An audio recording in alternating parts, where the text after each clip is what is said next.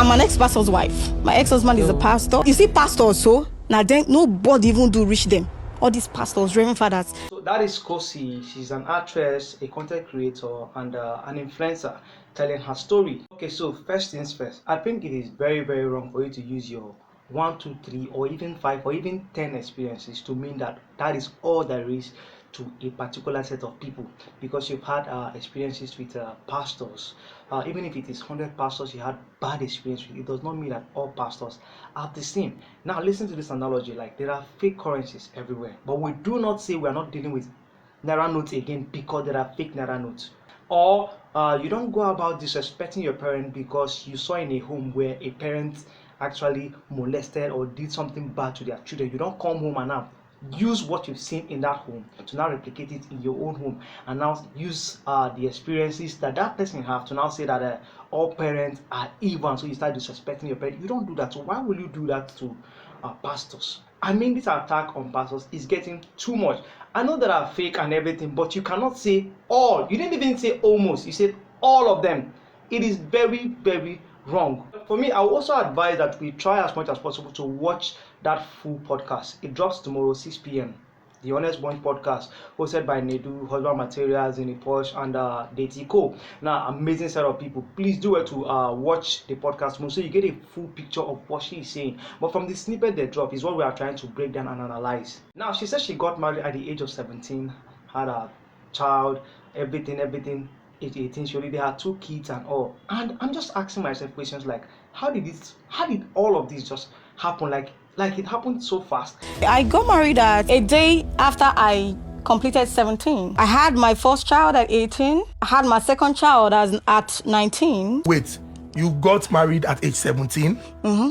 Your first child at 18? Mm-hmm. Your second child at 19? Mm-hmm. And by age 20, you and your husband were separated? Yeah. And I took in before the wedding, but we had an abortion. So you had an abortion at 16 years? Yeah, I had an abortion for him at 16. So first off, you got pregnant at the age of 16 for this pastor. Now, let's look at it from this angle now. He's a pastor and he got you pregnant and then abortion. Now you still went ahead to now marry this man. Like, is your head not on your neck or are your brains absent? No, these are things that, okay, let's jump that part now. Okay, what about your parents? What happened to your mom, your dad?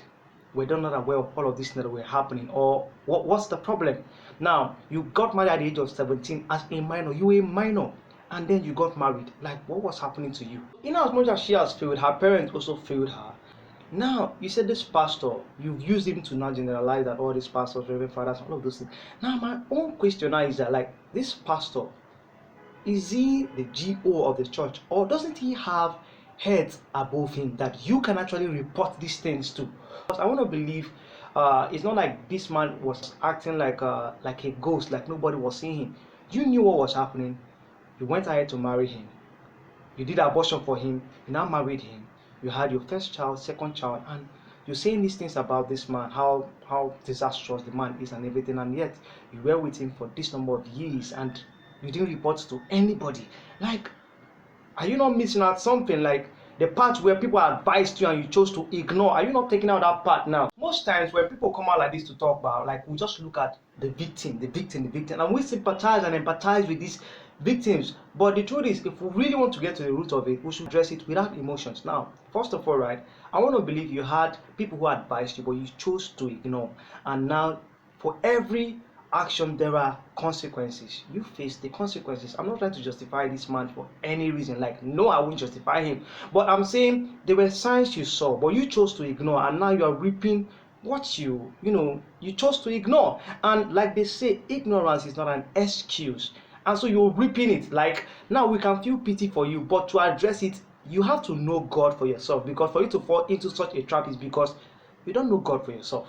And that was why this man will get you pregnant, ask you to do an abortion, you will do the abortion, and then later marry the man again at the age of 17. I know you could say you were naive and everything. What about your parents? How he got my nude on his phone, I'm not aware. My boobs, my vagina.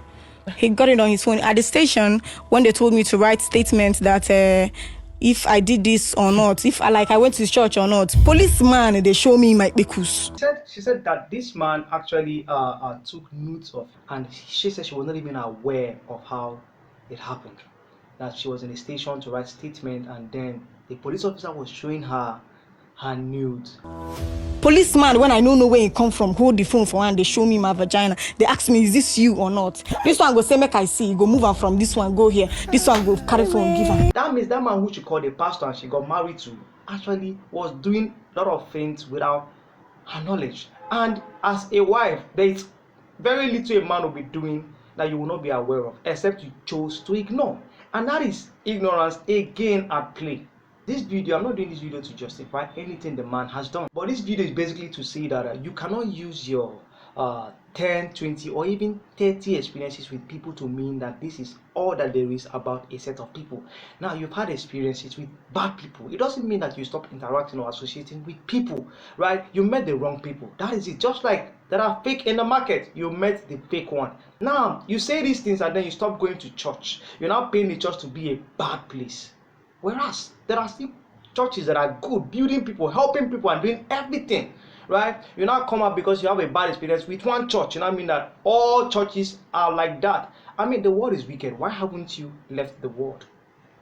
At least leave the world, because the world is wicked. We see people do things every other day.